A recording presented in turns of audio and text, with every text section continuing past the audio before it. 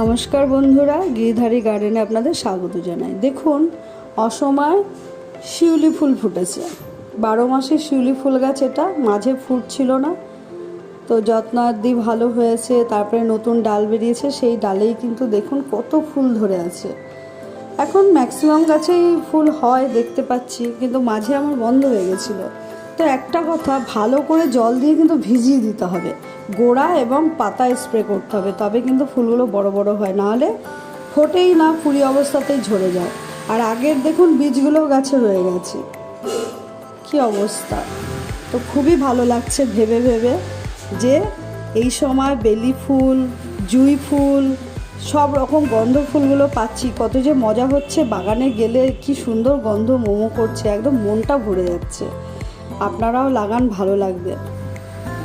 আমার সব সময় একটু গন্ধ ফুল